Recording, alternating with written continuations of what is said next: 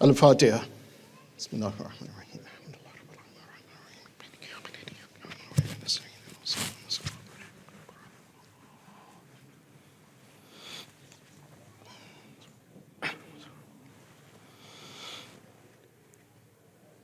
أعوذ بالله من الشيطان اللعين الرجيم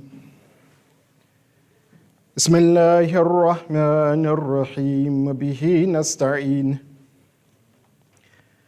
الحمد لله الذي جعل الحمد مفتاحا لذكري وسببا للمزيد من فضلي ودليلا على آلائه وعظمته ثم الصلاة والسلام على خير خلقه سيدنا ونبينا وحبيب قلوبنا أبي القاسم المصطفى محمد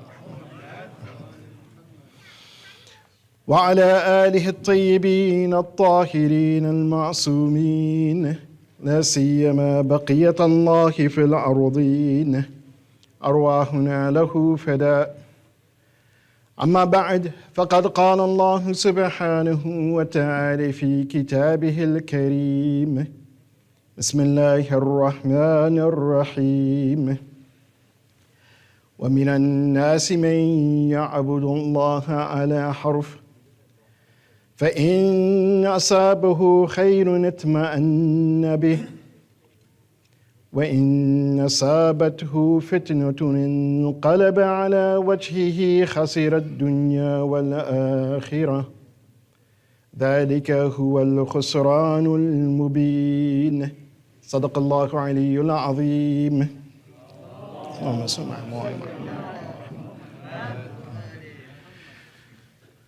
Assalamu alaikum wa rahmatullahi wa barakatuh. Jami'ul mu'mineen wal mu'minat. First and foremost, I give my condolences to each of you on the occasion which we are commemorating in these nights, the Shahadat, the martyrdom of Fatima Zahra, salamullah alayha.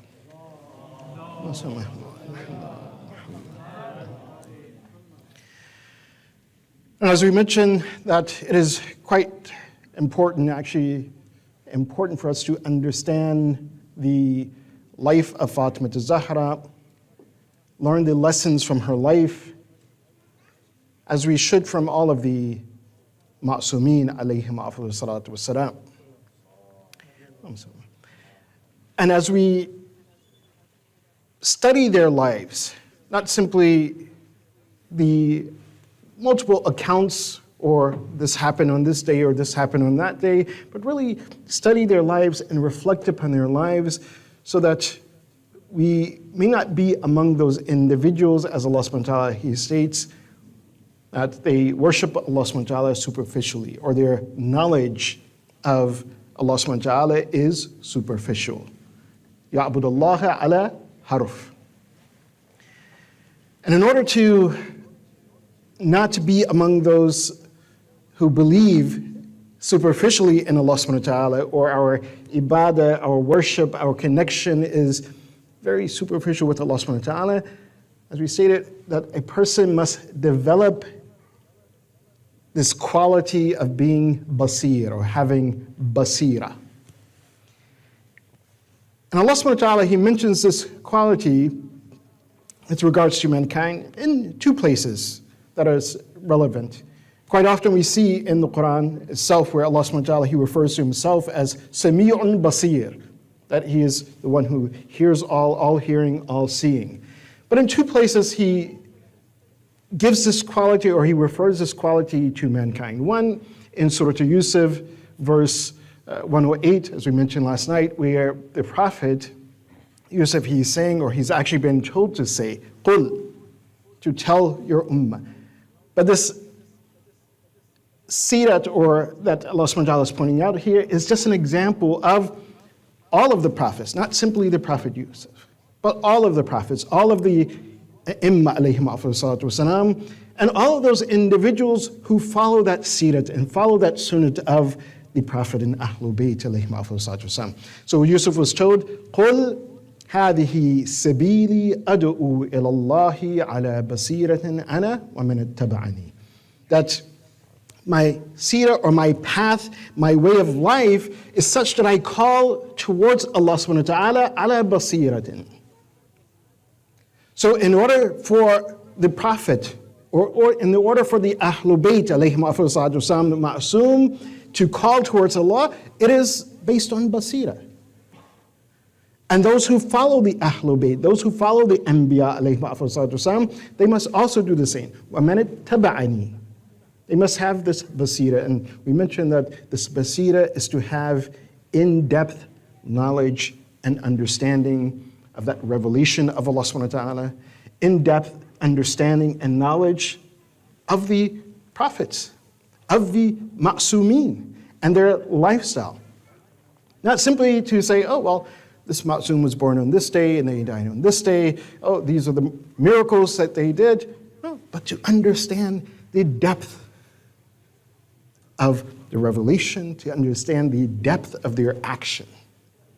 Because in that there is a lesson.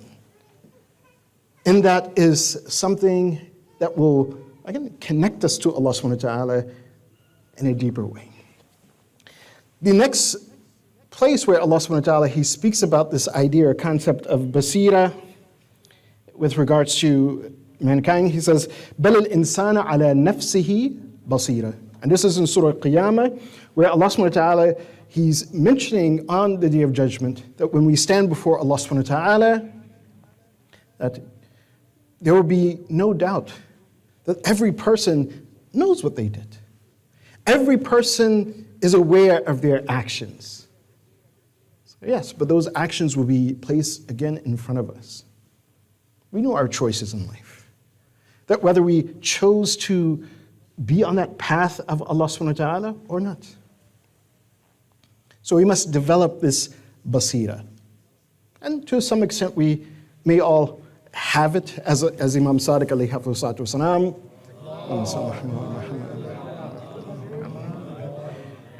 He draws a parallel between this basira, or this depth of knowledge, and iman. He says, just as every believer has a degree of iman.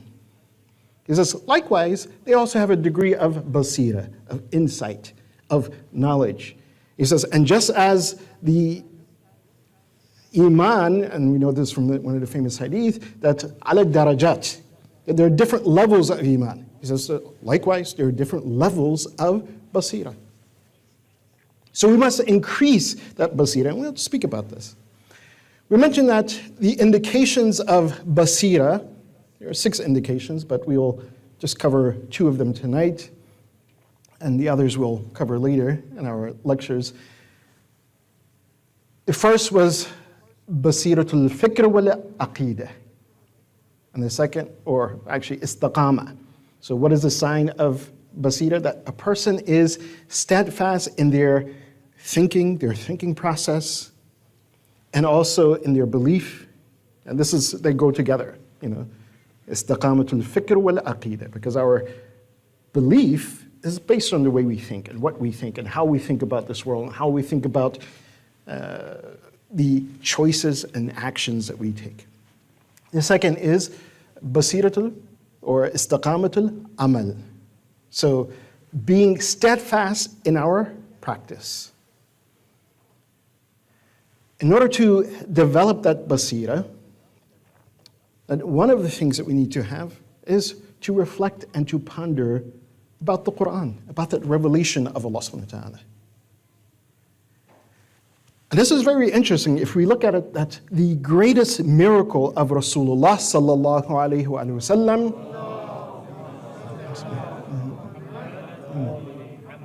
is what? Is the Quran. Is the Quran. Within the Quran, or even if we go to the Bible, we'll see that each prophet came with a miracle or with that hujjah that will bring people towards Allah subhanahu wa ta'ala. For some prophets, it was to raise the dead, to cure the ill. And these are things that when we look in the ahadith, Rasulullah sallallahu alayhi wa sallam, he's also done. For some prophets to part the sea or to throw a staff down, to tell about what is happening in the future. But for Rasulullah sallallahu alayhi wa sallam, it is a book. A book that if we read this book and understand this book, the depth of knowledge within this book, then that will increase our basira. The Quran about which Fatima Zahra salamu alayha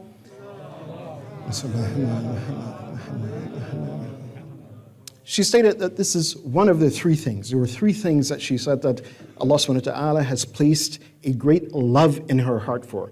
One of these things was the Quran and reading the Quran. So if we're going to truly understand Fatima Zahra salamu alayha, then we need to understand that, what was her attachment with the Quran?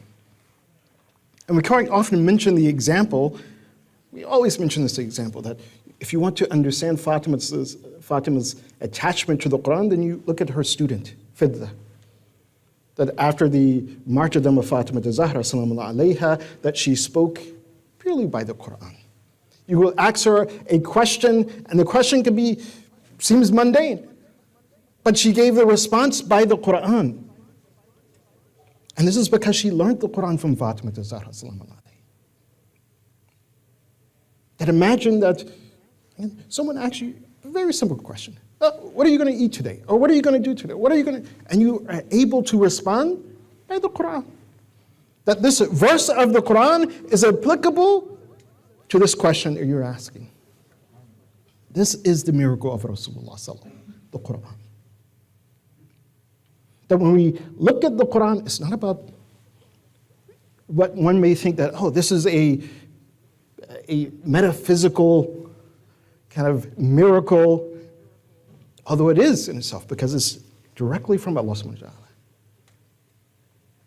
But the Quran is to prepare mankind for this last phase and last stage of his life before Yawm al-Qiyamah. And what is it that man needs? Allah subhanahu wa ta'ala in the Quran is constantly repeating for us to think, to reflect. أَفَلَا يَعْقِلُونَ? Do they not know? Do they not reflect? Do they not think? When he says for us to read the Quran, he says to read the Quran with reflection. وَرَتِّلِ الْقُرْآنَ تَرْتِيلًا. Imam Sadiq alayhi wasalam, he gives a commentary of this. It doesn't simply mean to recite the Quran with tartil. Instead of elongating the Quran, we're reciting it in a little bit faster mode, tartil. No, وَرَتِّلِ الْقُرْآنَ تَرْتِيلًا. Imam Sadiq alayhi wasalam, he says what it means is that when you read the Quran, you stop and you reflect upon the Quran. You ponder the meaning of the Quran. When you come across a verse that talks about paradise, then you stop and you reflect. You look at all of those things which Allah subhanahu wa ta'ala mentioned before that what is it that is taking these individuals to paradise? And you ask Allah subhanahu wa ta'ala for paradise. When you come across the verses that mention hell and reference hell, then you stop, you ponder, and you reflect, what of all of those traits and qualities that are taking those individuals to hell? And you ask Allah subhanahu wa ta'ala to spare you from that, to remove you from those types of traits and qualities. This is the Quran. The Quran wherein Allah subhanahu wa ta'ala, when He encourages us to reflect and to think and to ponder, to gain knowledge. This ibadah, as we mentioned, Imam Sadiq says, this ibadah is not simply the form that we are going through, the form of our ibadah, but rather to have ma'rifat of Allah subhanahu wa ta'ala. And in order to gain that ma'rifat of Allah subhanahu wa ta'ala, He's quite often pointing in the Quran, He's swearing by His creation. وَالشَّمْسِ وَضُحَاهَا وَالْقَمَرِ إِذَا تَلَاهَا. He's swearing by His creation. And He's not doing so simply just to make a swear, but for us to reflect and to ponder about the creation of Allah subhanahu wa ta'ala. And this is what Amir al-Mu'mineen Ali ibn Abi Talib alayhi wasallam, he stated in one of his khutbahs.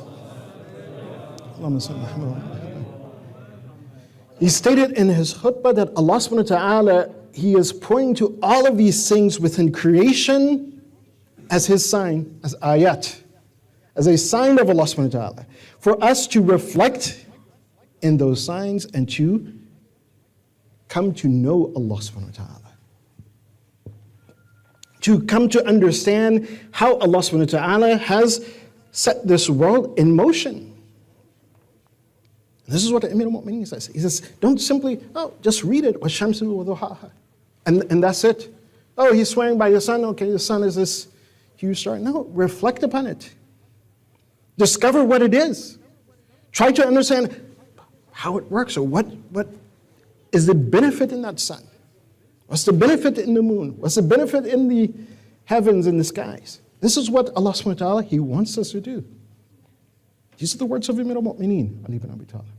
I'm just paraphrasing that khutbah, where he points towards that he's saying that no, it's not simply to read, but to read, to reflect, to ponder, to discover.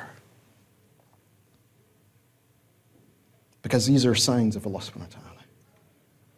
That individual who is basir, that individual who has insight, as Imam Ali alayhi wasallam, he states, he says, فَإِنَّمَا الْبَصِيرُ مَنْ سَمِعَ فَتَفَكَّرَ وَنَظَرَ فَأَبَصَرَ. He says, if you want to see that individual who has basirat, he says, it is that person who hears. Again, hears the Quran, listens to the Quran. But then he doesn't stop there. فَتَفَكَّرَ. And he begins to ponder, he begins to think, he begins to reflect on those things that Allah subhanahu wa ta'ala mentioned in the Quran. وَنَظَرَ فَأَبْصَرَ. And that individual observes everything. فَأَبْصَرَ. And then they don't stop with simply observation. They go into depth with regards of what they are seeing, what they are observing. This is the sirat of Rasulullah. This is the sirat of the Ahlul Bayt alayhim salatu wassalam. So when, unfortunately, as I mentioned, that there are a lot of different schools of thoughts or beliefs that people have, they want to push upon you. So, we have to believe in science, and religion is contrary to science. No, this is not the history of Islam. Understand, this is not the history of Islam where there was a clash between science and religion. In fact, those who are honest, even I read in one of the books of an atheist, he says, you know what? Well, science, one of the first scientists was who? Jabir ibn Abdul Hayyan, the father of chemistry, who was a student of Imam Sadiq alayhi wasallam. He was one of the first individuals that, at least, that his works have been established, have been written, and they have made it to us today, that this scientific method, that he would apply it. But Jabir ibn Hayyan, he was not he was not an atheist. He was not someone who didn't believe in Allah subhanahu wa ta'ala, but rather his reflection, his pondering, his thinking led him to be closer to Allah subhanahu wa ta'ala. This is our deen. Salawat.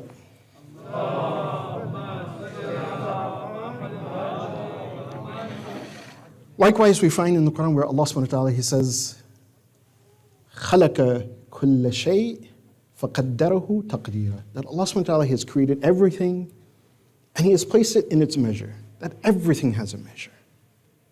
And when he says this, doesn't simply mean that we take that at its face value, but discover what is the measure of things. That how has Allah subhanahu wa ta'ala precisely placed everything in its order?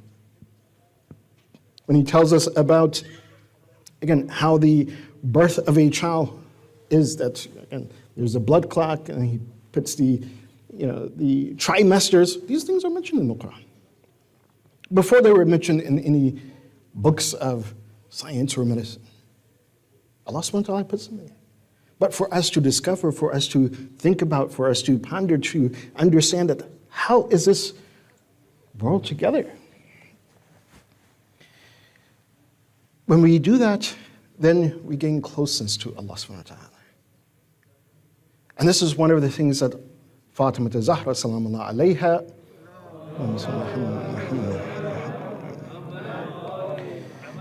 in her khutbah, she also makes indication to.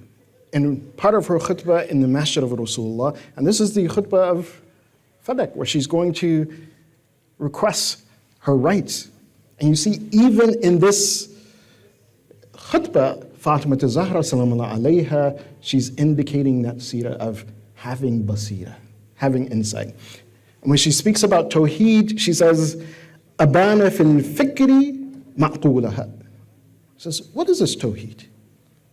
Why is it that we believe in Allah subhanahu wa ta'ala? This idea and concept of the divine creator of Allah subhanahu wa ta'ala, she says, Abana fil fikri ma'qulaha. That is something that through our intellect, by thinking, by reflecting, by pondering, then we will understand. We will begin to understand Allah subhanahu wa ta'ala. And this is something that is contrary to what we see as, you could say, this push of science, which says, oh, well, there's science and religion is not compatible. In fact, and this is one of the things that we must do, because if we want to increase our basira, one of our things is to, yes, ponder and reflect upon the Quran, the ayat of Allah subhanahu wa ta'ala. Another thing that we must do, we must read widely and vastly. We must, again, study the history of science. We must study the philosophy of science. And this is one of the things, unfortunately, we separate ourselves from, or at least we have not read in this area. We need to understand the philosophy of science. And what do we mean by the philosophy of science? The philosophy of science is not the empirical aspect of science, but unfortunately what happens is that the philosophy of science, or actually the materialistic philosophy of science, is passed off as what? As empirical science. But when we are simply looking at, oh, well, hey, this thing is this way, that we're being taught this, and we don't understand the philosophy behind that, then we will accept something at face value. Not understanding that, well, there's no empirical evidence for this thing.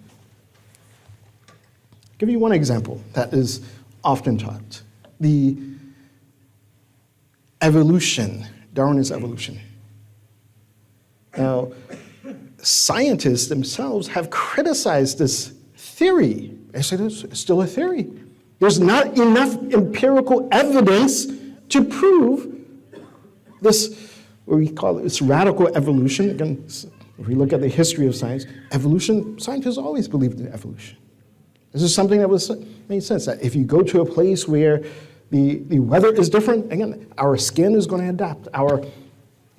Whether we have more hair on our bodies or less hair, yes, we're going to adapt. Over time, yes, our bodies will change. And that's what they called evolution. It was a type of evolution. But the radical evolution, where it says, oh, well, human beings evolved from apes, or we all evolved from this is something that the empirical evidence does not stand up. And these are in the books of, again, very critically thinking scientists. And they're not trying to prove the existence of God. They're just, well, the evidence is not there. And it should not be taught as fact. But But however, the philosophy, the materialistic philosophy, is hindering upon this, is built upon this. That if you remove that, then what happens is that this type of thinking that, well, hey, there's no God, there cannot be, this begins to erode. And this is why, again, by us not studying widely, looking at the history, this is why as well that any academic institution that begins to go against the Darwinist evolution, even from a scientific point of view, they get threatened to be sued. They said, no, you're going to be sued. And there are accounts of this, even as recent as 1997, 2000, where some teachers, they wanted to teach an alternative, not that, oh, there's a creator, but just to give, hey, all these other scientists have proven and has submitted evidence that this theory doesn't hold up. We don't want to say that, well, there's a creator, there's God, but we just want to say that this theory is not accurate. And there's a threat of lawsuits, the threat of the, oh, no, you're about to go into this idea of creationism. They said, no, we just want to show what other scientists have said, how they've proven that this is not right. So we see that, again, this idea or this concept of materialism, if we take it as Allah subhanahu wa ta'ala states, that it is a fitna. It is that which, as Imam Ali alayhi wasallam, he stated that what is a fitna? He says it's like a wave that it will rise up and then it will crash. And we have to figure out whether we are on top of that wave or we are beneath that wave, and when it crashes, we sink with it as well. That if we are on top of it, then we are aware of these things. That is this a proven fact or not? Allah subhanahu wa ta'ala doesn't tell us to stay away from science or not. No. Understand those ayat of Allah subhanahu wa ta'ala. Reflect upon them. Go deep into them. Imam Ali alayhi wasallam,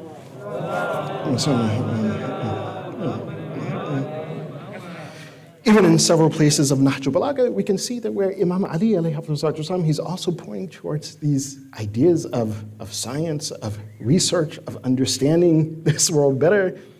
When he's asked about, which animals give birth to a live baby and which animals, again, lay eggs. And he lays out just a very simple and elementary response to that. But as Imam Ali alayhi wasallam, he stated that when Allah subhanahu wa ta'ala points out these things in the Quran, also when the Ahlul Bayt alayhi wasallam points out these things in the riwayat, he says these are stimulus for you to go and to reflect and to think and to discover, to know more, to understand more. Not simply, they said it, that's it, we don't have to think about it anymore. No, go discover.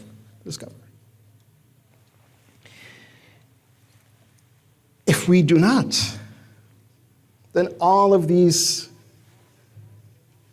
different ways of thinking, these actions or lifestyle choices, again, because there are certain lifestyle choices that are being pushed hard for us to accept, and hey, this is okay. But in fact, if we take that lifestyle choice, and I don't need to mention what lifestyle choice it is, but if we take it and we say, okay, let's not reflect upon it based on religion, based on the science that you believe in.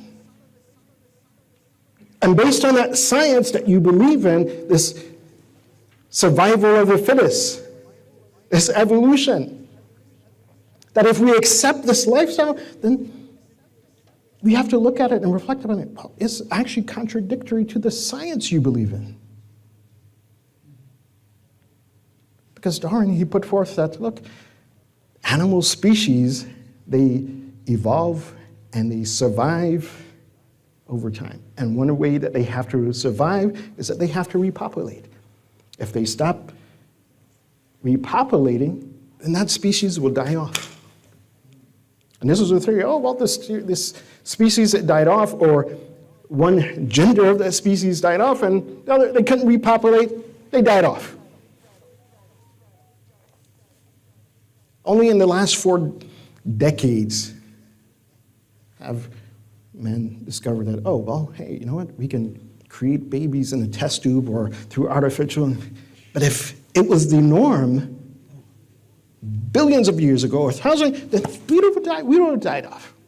Where would we be at? We would not have survived. So is those lifestyle choices, is it the norm? Or is something that is not the norm? So if you believe in science, then we have to measure not against a religion, but against science. And what conclusion will we have? What conclusion will we come to? That should we accept that, oh, well, it's okay? Or that now, again, the scientific method, now people can arbitrarily decide, oh, well, I'm this or that. Not based on any scientific evidence. But no, I'm this or I'm that.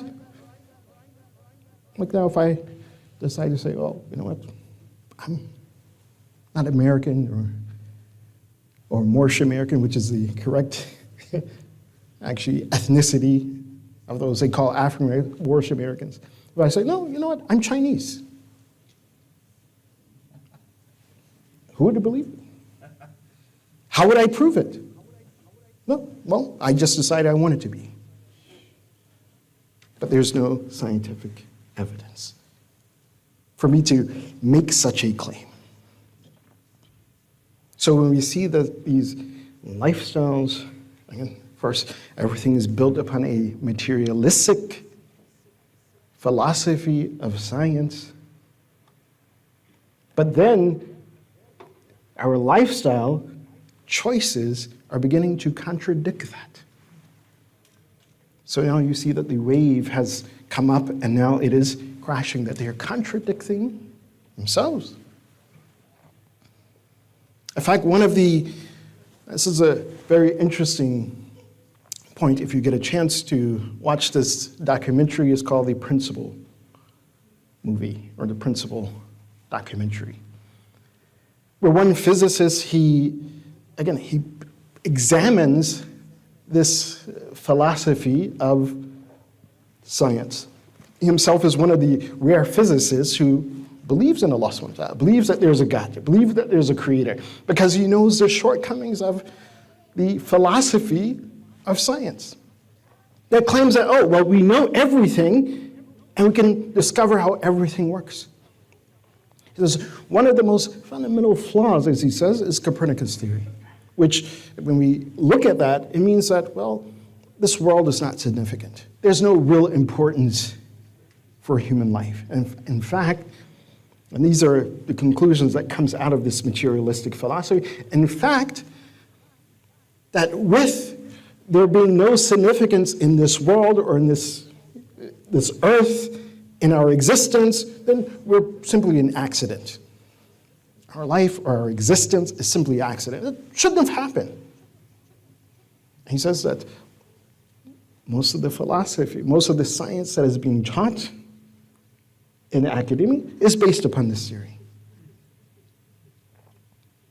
We don't often see this philosophy in itself, but we see the results, or we see the direction in which science is going. Oh, well, it's multi-universal. Oh, we have to discover life beyond this world. Why? Because this world is not significant. So there should be something. Again, we know that it's not impossible. Allah subhanahu wa ta'ala, He's what? Rabbul Alameen. But at the same time that Allah subhanahu wa ta'ala is Rabbul Alameen, He's the Lord of the worlds, the universes, that if Allah subhanahu wa ta'ala chooses to create life, then Allahu Akbar, subhanAllah, then that's great. It does not diminish the significance of our life, of our existence. It does not mean that we're here haphazardly and our life is only connected to this material world. But when we look at the philosophy of science that science is built upon, this is the conclusion they come to. That our life is accidental. And beyond this world, there's no point. Beyond this life that we have here and now, there's nothing. And so this is the direction in which, again, a lot of the science is going. But when they start to contradict themselves and begin to, again, develop lifestyles that doesn't match with the philosophy in which they're preaching, this is when this wave is crashing. But Islam, this deen that Allah subhanahu wa ta'ala has given us, that He points out to us that, look, all of these things, the sun, the moon, the heaven, the earth, all of these things have purpose. And I'll just point to this one last thing when we read the Hadith al-Qissa as well. Again, read the Hadith al-Qissa. And Allah subhanahu wa ta'ala, or in this Hadith al-Qissa, where it says that Allah subhanahu wa ta'ala is telling Jibreel, and Jibreel, he's coming and he's informing the Ahlul Bayt who are under that Qissa, that whatever has been created in this world, Sama' al-Mabniyah, wa Arud al-Madhiyah, that the heavens, the skies that are erected up in pillars, the earth which is spread out. Again, all of these are stimuli for us to understand that what is the significance of these skies, the atmosphere? What is the significance of this earth? What is the significance of the oceans? It's there for us to discover. And as we discover it, we increase our iman. So Allah subhanahu wa ta'ala. Our iman and our faith in Allah subhanahu wa ta'ala is increased. Nare Takbir. Nare Risalat. Nare Haydari. And so with that, as we develop our basira, reflect upon the Quran, reflect upon the riwayat of Ahlul Bayt alayhim afdal salatu wasalam, and don't take it as something that is superficial. Read vastly, read widely. Read and understand science, the history of science, the philosophy of science. And this will increase our basira. Istiqamatul amal. So just to point on this, or to point out some of the things that we need to do in order to remain steadfast in our action, and that is to follow that example of Ahlul Bayt alayhim afdal salatu wasalam. The Dua Kamil that we recited tonight.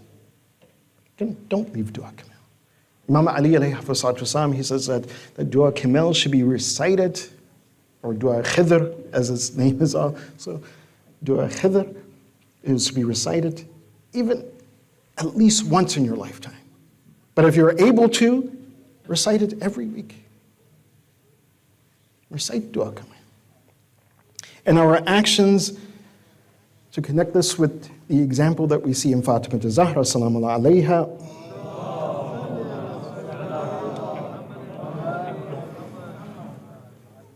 that she would say that she learned from Rasulullah sallallahu alayhi wasallam that on Friday there's a special time to recite dua.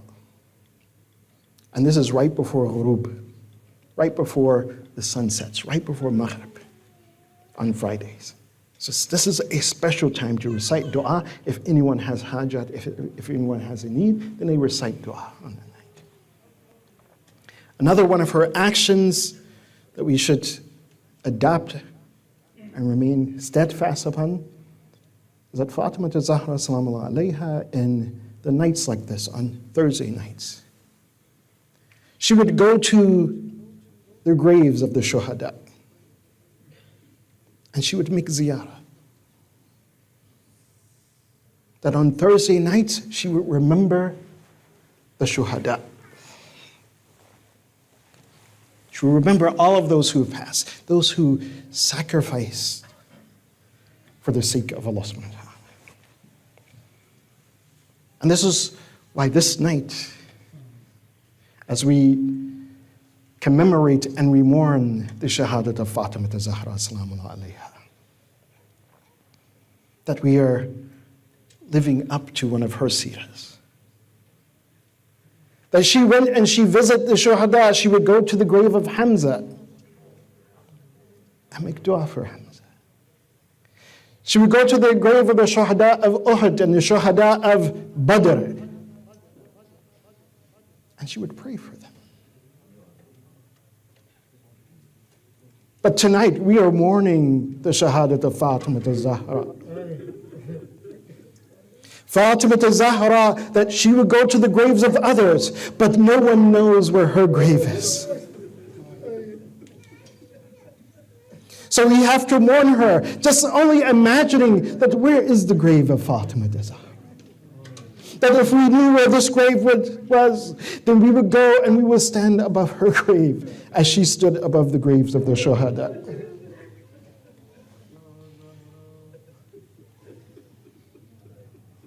This is the tragedy of Fatima. This is the madhlumiyah of Fatima Zahra, that her grave is not around. Because after being oppressed, after suffering that wound on her side, that broken rib, that led to the martyrdom of her young baby, Mahsin al-Shaheed, in the womb of Fatima. They said that when Imam Ali, he would go and visit Fatima in her illness. One of those moments is when Imam Ali, he went to Fatima and he was calling out to her. But there was no response. He was calling out to her, Ya Zahra, Ya bint Muhammad al-Mustafa, Yabnata man salla bil malaikati fi as-sama, that O Zahra, O daughter of Mustafa Muhammad, O daughter of the one who the angels have prayed with. He was trying to get a response. He says, Ana ibn ammika Ali ibn Abi Talib. I am your cousin. I am Ali ibn Abi Talib. Kallimini, respond to me. Fatima Zahra, she was going in and out of consciousness at those moments.